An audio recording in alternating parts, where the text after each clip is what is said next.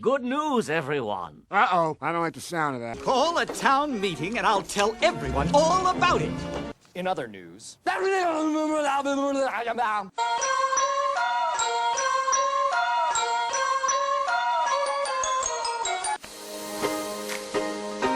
Welcome to Pimpy's Investment Chat, where we keep investment talk simple. And here's your host, Pimpy. What is going on out there, peeps? Oh yeah, I'm sure you heard the great news by now. The IQD is on the private side of the Forex. Have you heard about that? Yes? No? Let's get into this. Before we get started, do me a favor, hit the thumbs up button. If you're not a subscriber, please do so, because when you do, it helps out the channel, and I certainly do appreciate it. If you're thinking about buying gold and silver, head on over to our friends at Miles Franklin. The link will be down below in the description. When you make your purchase, make sure you use promo code Pimpy, P-I-M-P-Y, and they'll take care of you. If you have any additional questions, you can reach us over here at this phone number or over here at this particular email. For all orders over $10,000, reach out by email and we'll make sure that you get a great deal. So come on over to Miles Franklin and add to your precious metal inventory. In case you missed it, this is what is circling around on the social media platforms. Listen to this. We're not there yet, but one step closer than Friday. This comes from Patriot Rod Stills. To be clear, yes, the IQD is traded on the private side of the Forex. Yeah, I bet you didn't know about the private side.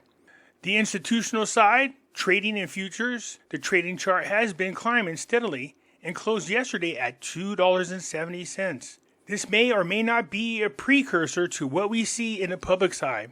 We could see more. We could see less. We don't know. But the point is, before we can go to the bank as investors, the IQD must be trading on the public side of the Forex. That's the number the CBI will post on their website when the IQD becomes tradable everywhere. The time for that to happen is now upon us, but they have to show it. But all indicators are they're about to, in my opinion. Well, boy howdy, this sounds like some great news, don't you think? So let's dig into this just a little bit so we know whether or not to start mortgaging off our houses, okay? So as usual, I am grateful to do all the research for you so you don't have to. The foreign exchange, the Forex market, is a decentralized global market where currencies are traded. It is considered an over-the-counter market, meaning there is no centralized exchange or location where transactions occur. There is no private side in Forex. None. The Forex market is open to all participants who have access to the necessary trading platforms and infrastructure. However, it is worth noting that certain aspects of Forex trading can be private or exclusive to institutions and individuals, such as sophisticated algorithms or privileged information that can give an edge in the market. Nevertheless, these advantages do not create a separate private Forex market. They simply reflect the different resources and capabilities of individual market participants. First of all, the fact that they have a part of the Forex that is for private or exclusive use, and these individuals, they have access to sophisticated algorithm or privileged information. What the hell? I think everybody should be equal, but obviously not. So no, the Forex does not have a private side for trading or anything else like that.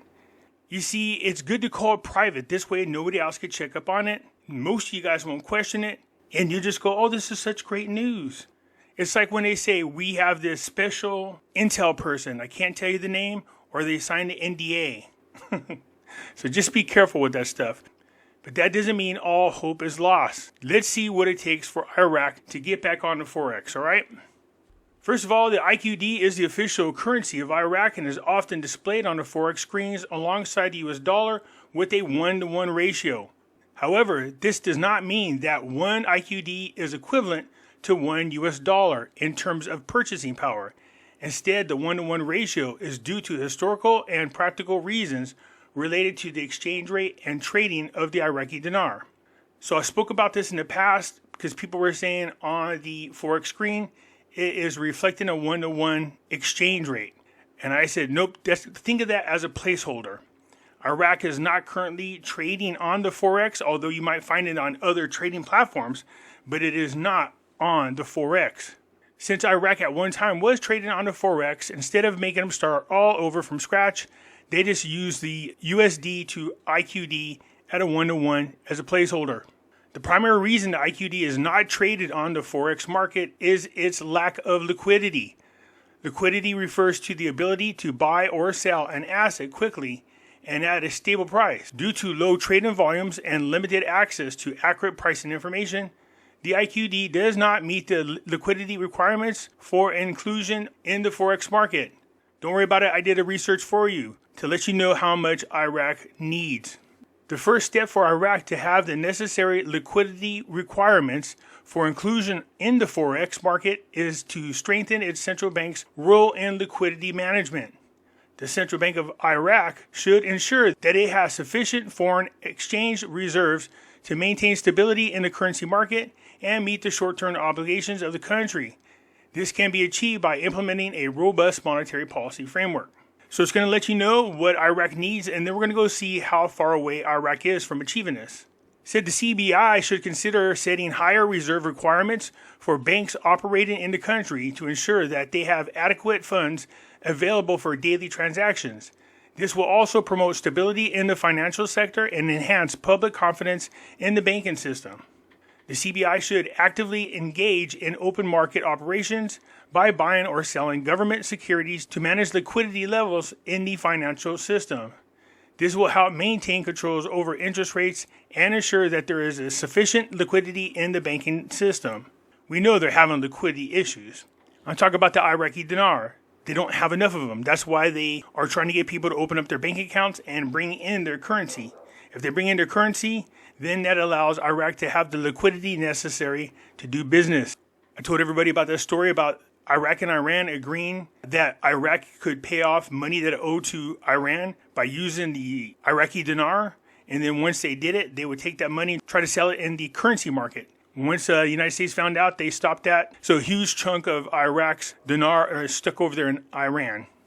Another challenge in trading the IQD on the Forex market is assessing accurate pricing information. The Central Bank of Iraq controls the exchange rate of the IQD, so it is not easily influenced by the supply and demand in global markets.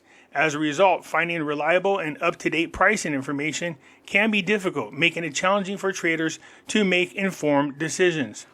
Additionally, there are regulatory challenges and risk associated with trading the IQD on the Forex market. The CBI regulates all foreign exchange transactions involving the IQD, and there are strict restrictions on buying and selling the currency outside of Iraq. Furthermore, political instability, economic volatility, and potential legal issues can create additional risk for traders interested in exchanging IQD on the Forex market. So I looked up, what does Iraq need to do to increase their liquidity? Iraq needs to increase its foreign exchange reserves to provide adequate backing for its currency and ensure that it can meet its short-term obligations in the Forex market. So, how does Iraq go about doing this? The CBI should diversify its investment portfolio by investing in a range of low-risk assets, including gold, money market instruments, and other foreign currencies. This will help protect the value of its foreign exchange reserves and minimize risk associated with holding a single currency or asset type. This is January 8th of this year. Iraq issues 1.5 reconstruction bonds.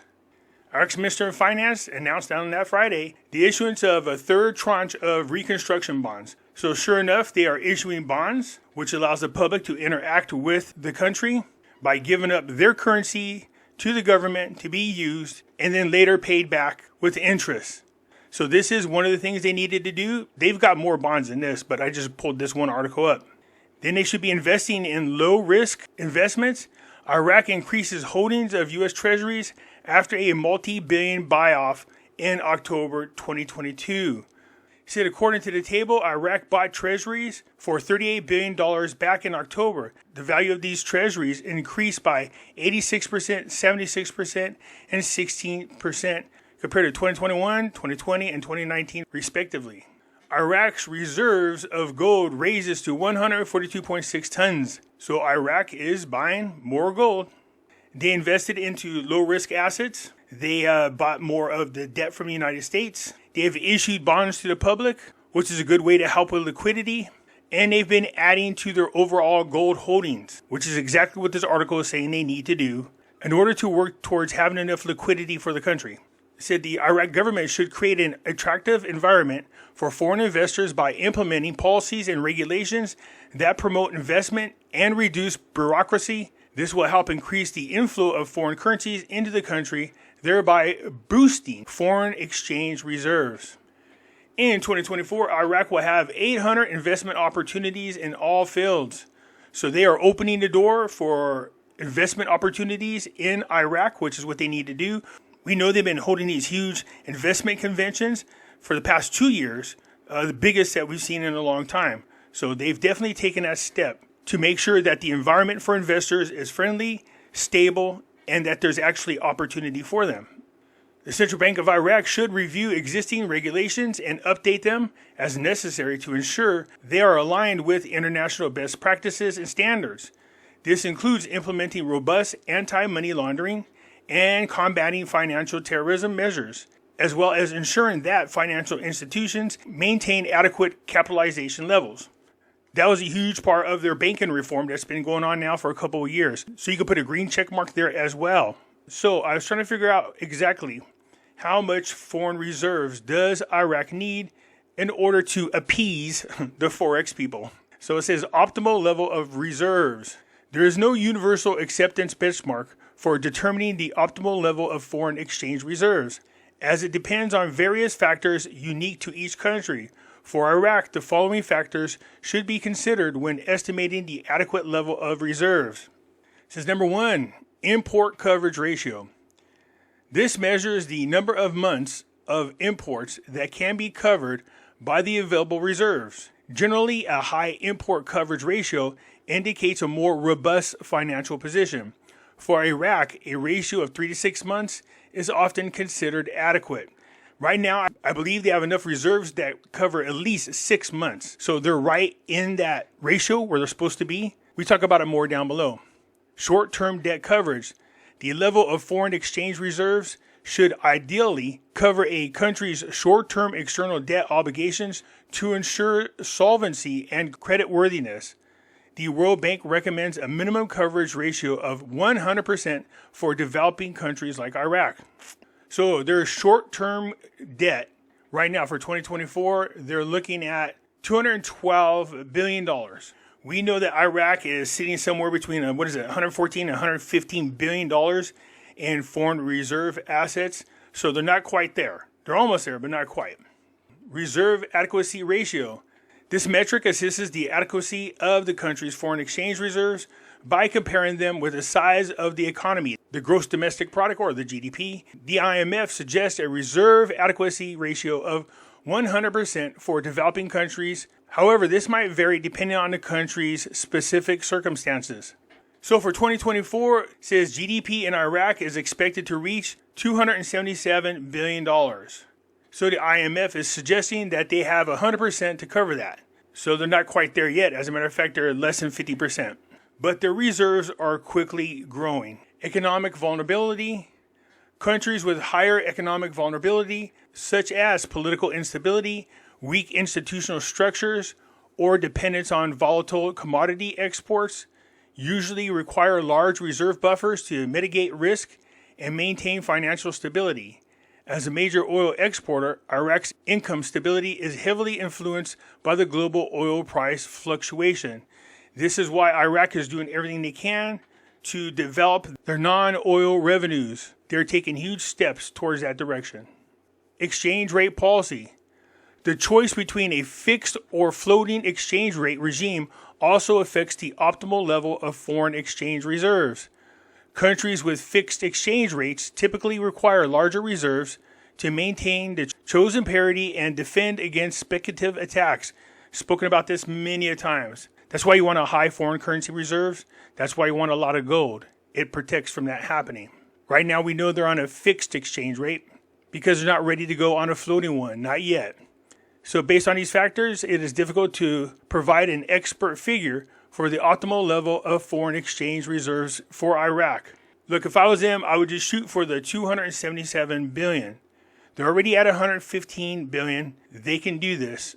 It's amazing how much they've jumped from where they were to where they are today. As a matter of fact, it has added another 100 billion in reserves.